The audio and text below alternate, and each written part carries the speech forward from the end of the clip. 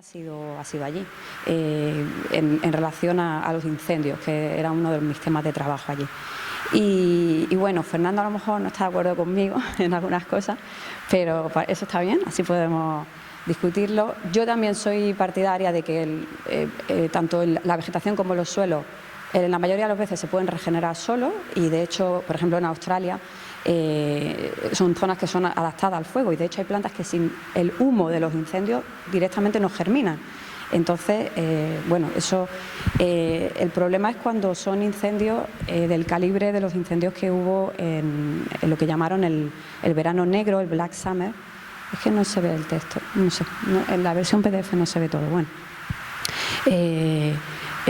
claro, cuando de repente en una temporada se queman, arrasan 24,5 millones de hectáreas, pues es importante. De hecho, este gráfico me gusta mucho, no sé si se ve el ratón, porque compara el tamaño de los fuegos con otros fuegos también muy importantes que ha habido a nivel global, ¿no? En Brasil y tal. Y bueno, es como decía Fernando, los animales pueden en principio escapar del fuego, ¿no? Pero bueno, hay animales que no pueden escapar. Por ejemplo, los koalas, que son tan simpáticos, ¿verdad? Y tan bonitos, peludos, tal, son animales que no son muy inteligentes, en realidad, no tienen, evolutivamente no se han adaptado muy bien y se quedan en su eucalipto subido, y bueno, hubo muchas pérdidas, hubo pérdida de especies amenazadas, que ya estaban en riesgo de extinción, algunas que hubo bastantes pérdidas. El gobierno en esto se puso un poco las pilas, de alguna manera, y dieron muchísimos fondos. De hecho, una compañera mía perdió su casa, perdió su granja, y bueno, prácticamente le pagaron construirse una granja nueva. Y sí que dieron muchas ayudas para investigación, que nos permitió bueno, pues, trabajar, ver qué había pasado con estas zonas quemadas. Y el tema es que muchas veces no es el efecto que tiene el incendio sobre el suelo, sino el efecto que tiene el incendio en función del uso previo que tenía el suelo. Cómo el estado previo al suelo es lo que realmente va a determinar, es lo que hemos visto, que es lo que va a determinar cómo ese suelo se recupera, si es capaz de regenerarse por sí mismo o hay que intervenir de alguna manera. Entonces, bueno, este gráfico así un poco, muchas figuritas, muy complejo, realmente lo que viene a decir que, bueno, la degradación del suelo también se puede producir de manera, bueno, extremos climáticos, pero también hay causas antropogénicas, no solo incendios, pero deforestación, bueno, prácticas agrícolas muy intensivas, insostenibles, y todos estos procesos degradativos, si van acumulándose, llega un momento en el que el suelo, digamos, que pierde su capacidad funcional, deja de tener los niveles de nutrientes, niveles de biodiversidad, de microorganismos que son fundamentales para el crecimiento correcto de las plantas. Pero es algo que no se suele mirar, ¿no? Vemos qué pasa con la vegetación, lo que pasa con el suelo, pues, sí que es verdad que ahora, digamos que más recientemente, en las últimas décadas, se mira, bueno, como por la pérdida de cubierta vegetal, pues que es lo que el suelo está desprotegido, ¿no? Frente a lluvias torrenciales que puedan aparecer. Pero ¿qué es lo que pasa dentro del suelo? O sea, en el subsuelo, digamos, ¿no? Y entonces nosotros nos centramos en dos zonas, se llama Blue Mountains y Kangaroo Island, que fueron dos de las más afectadas por estos incendios. Kangaroo Island en el sur es típicamente mediterránea, muy parecida, bueno, relativamente parecida a zonas mediterráneas de Europa, digamos, y Blue Mountains es un sistema un poco más complejo, son zonas mezcladas subhúmedas con mediterráneas, tropicales, y bueno, os cuento un poco lo que hicimos en esta zona. En Kangaroo Island, bueno, esta isla prácticamente se quemó casi entera. Entonces había mucha gente que perdió todo, gente que vivía en la isla, pues perdió sus parcelas de pasto, de granja, se perdió bosque y bueno, nosotros lo que queríamos ver era un poco si los incendios habían afectado de la misma manera a zonas de bosque o zonas de pasto, ¿no? Y qué es lo que había pasado en el suelo, cómo se estaban regenerando esas zonas. Entonces estas son un poco 3 áreas de estudio en las que trabajamos, y lo que hicimos fue coger muestras del suelo. De hecho, un compañero que es de allí, de esa isla, nos mandó las muestras porque estábamos en pandemia en ese momento y no podíamos ir allí y analizamos, sí que pudimos ir al laboratorio y analizar. Entonces, bueno, este gráfico explico así muy rápido. Un poco lo que se vio es que, digamos que las figuritas son, la primera sería no quemado y no gestionado, un bosque natural, digamos. La segunda foto es una zona quemada, perdón, el primero sería no quemado, una zona no quemada, el segundo quemado sin ningún tipo de manejo agrícola y el tercero un pasto quemado. Y entonces se ve que los niveles se redujeron bastante en las zonas de pasto en comparación con la zona, en algunos de los parámetros. Por ejemplo, si vemos el carbono, pues el carbono sí que hubo comparativamente más un descenso en las zonas quemadas, el fuego sí que redujo los niveles de carbono, en cambio el nitrógeno, bueno, tampoco vamos a entrar a detalle de esto, simplemente ver que sí que hubo un impacto en parámetros como el pH, la hidrofobicidad. Yo no sé si Sergio os contará algo de hidrofobicidad, seguramente sí, ¿no? Bueno, pues que es la repelencia hídrica, ¿no?, que se produce también tras los incendios. Y eso está muy relacionado con cómo los microorganismos se van a, digamos, a gestionar una vez que ha habido el incendio. También vimos qué había pasado con la abundancia microbiana y vimos que, por ejemplo, en el primer grupo de arriba, que no se ve muy bien, son bacterias y el grupo de abajo son hongos. Las bacterias, los hongos tienen distintas funciones en el suelo y, bueno, hay bacterias pues que están relacionadas con plantas, pero mayormente son hongos, no sé si habéis escuchado, hongos micorrízicos, que bueno, son, digamos que si se pierden estas poblaciones, esto va a crear una desconexión entre el sistema suelo-planta. Y bueno, sí que vimos que había habido un impacto en esta zona. Entonces, bueno, solo era mostraros un poco cómo hacemos este tipo de análisis, qué es lo que vemos. Y ahora vamos al tema interesante. ¿Qué pasó en la Blue Mountain? Bueno, decir que la Blue Mountain, o montañas azules, se quemó más del 80% se vio afectado por los incendios de esta zona y el 63% de este área se quemó total o parcialmente. Este es un área de patrimonio natural reconocida, tiene 8 reservas, incluyendo lo que se denomina Parque Nacional, y más de 122 millones de mamíferos, aves, reptiles se vieron afectadas. ¿Qué pasa? Que diríamos, bueno, una zona en principio tan importante, de hecho las Blue Mountains son las que, digamos, hay una serie de pantanos que veis ahí en las fotos, que es la reserva hidrológica que digamos que alimenta a las zonas del suburbio de Sídney, que son unas zonas muy pobladas. Quiere decir que si estos pantanos se ven afectados, estamos hablando de una conexión directa con el sistema hidrológico de abastecimiento de agua a una parte muy grande de la población australiana.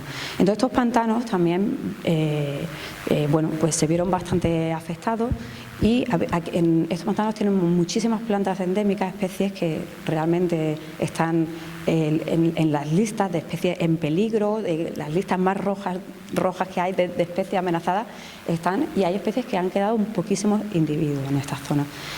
Y entonces nosotros lo que hicimos, queríamos ver qué había pasado en el suelo, porque era claro a simple vista que, como veis aquí, esto es un año después del incendio, ¿vale? Un año después del incendio fuimos y vimos qué había pasado. Curiosamente, a pesar de ser una zona protegida, se ha estado haciendo minería, minas de carbón, durante muchísimos años, lo cual no tiene mucho sentido porque al ser una zona protegida sí que es verdad que en los últimos años no se ha explotado, pero esa historia de ese suelo la lleva encima. Y entonces vimos que los pantanos, un año tras los incendios, los pantanos que no habían tenido previamente minería, que a simple vista previamente al incendio parecían exactamente iguales, tras el incendio se estaban regenerando tranquilamente, la vegetación estaba volviendo y todo estaba realmente volviendo a la normalidad. Pero en esos suelos, en esos pantanos en los que previamente había una historia de minería, fijaros en las dos fotos de abajo, esos suelos no se estaban regenerando. Se habían quemado en profundidad, hasta profundidad de 1 metro, 2 metros, que conseguimos tomar muestras, y el suelo estaba prácticamente, había desaparecido ningún resto de vida orgánica en ello. Pero haciendo un análisis molecular que hacemos, vemos la composición de ADN, que eso lo que nos dice un poco es como la huella dactilar, ¿no? De ver qué tipo de microorganismos hay, cuál es la composición, ¿no?, de los microorganismos del suelo. Pues lo que vimos es, este gráfico muestra cómo de diferente es la composición microbiana. Y efectivamente, aquellos suelos que habían tenido minería, pues eran muy diferentes de los otros en cuanto a su composición microbiana. Y lo que vimos es que en los suelos que había habido minería, uno de los grupos que había empezado a aflorar, digamos, era el grupo de las cianobacterias.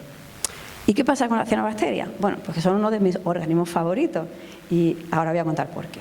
¿Qué son las cianobacterias? Bueno, cianobacterias hay muchos tipos, hay unas que son cianobacterias acuáticas que pueden llegar a ser dañinas en ciertos sistemas acuáticos, lagos, pero están las cianobacterias que llamamos edáficas, que son parte de la biocostra. La biocostra la habréis visto seguramente entre los olivares, siempre se ve hay gente que llama la corteza, ¿no? Y que parece hay veces que es solamente una corteza o costra física, pero generalmente está compuesta de muchos organismos que son muy importantes.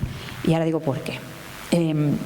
Uno de estos organismos son las cianobacterias, que son los primeros organismos a partir de los cuales se generó la vida, digamos, y tienen una serie de propiedades que las hacen muy características. Se le llaman ingenieras ecológicas porque liberan una serie de compuestos, unos polisacáridos, que lo que hacen es que agregan el suelo y lo protegen frente a la erosión, ¿no? También son organismos autótrofos. ¿Qué quiere decir esto? Que reaccionan como plantas, hacen una especie de fotosíntesis, capturan carbono y nitrógeno atmosférico y lo secuestran en el suelo. Pero además toleran condiciones muy extremas de temperatura, de pH, de desecación. Entonces no es de extrañar que en estos suelos tan perjudicados pues fueran las cianobacterias las que empezaran un poco a aflorar.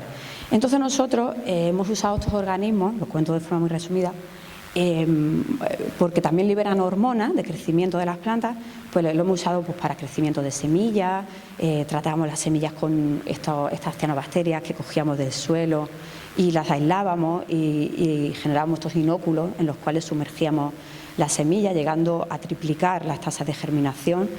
Y bueno, también hemos generado estos que llamamos pellets, en los cuales metemos estas cianobacterias y hemos visto que en suelos de minería, suelos tras la minería, que prácticamente las semillas no podían germinar, una vez que estaban tratadas con estas cianobacterias, sí que podían germinar y las plantas crecían pues más fuertes y su capacidad fisiológica era mucho mayor.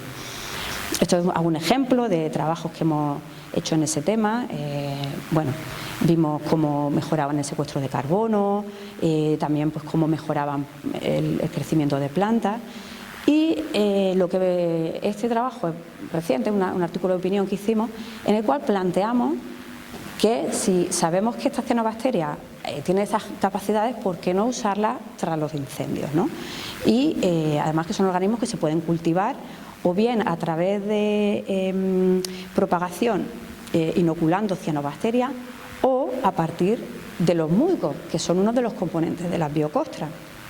O sea, las biocostras, dependiendo del sistema, si nos vamos, por ejemplo, al sur de España, Almería, en el desierto de Tabernas, son unas costras que solamente tienen cianobacterias, son unas costras muy secas, no tienen ni musgos ni líquenes, pero si nos vamos a zonas más húmedas, vamos a encontrar los musgos y líquenes característicos. De hecho, hay unos compañeros de Estados Unidos han estudiado lo que llaman los musgos del fuego, que se producen después del incendio y son muy importantes porque lo que están haciendo es que proteger el suelo al principio, cuando es muchísimo más sensible, ¿no?, a erosión y a través de esas lluvias torrenciales. Entonces, nosotros, bueno, esto es un trabajo que no sé cómo voy de tiempo, no me queda mucho tiempo, está todavía en proceso, pero lo que vimos es, bueno, pues si vemos que estos suelos, las cianobacterias crecen, pues vamos a ver qué pasaría si inoculamos con estas cianobacterias, ¿no? Y lo que observamos al inocular con estas cianobacterias que teníamos en el laboratorio, esos son los suelos quemados de estos pantanos previamente sometidos a minería, es que empezaban en un suelo en el que en principio no había nada, empezamos a ver, veis esa foto, que es ese zoom de microscopio, un zoom que hicimos al microscopio, vimos que salían, y yo digo, estos serán a lo mejor malas hierbas o algo así, que están saliendo del suelo, están germinando, y al mirar al microscopio nos dimos cuenta que eran musgos que estas cianobacterias estaban creando un entorno favorable para que esos musgos empezaran a crecer. Y bueno, el siguiente paso ha sido llevarlo a los suelos, a estos pantanos, en estos suelos, pero todavía no tenemos resultados y eso ya pues para la próxima charla. Y nada más, muchas gracias y bueno, si hay preguntas...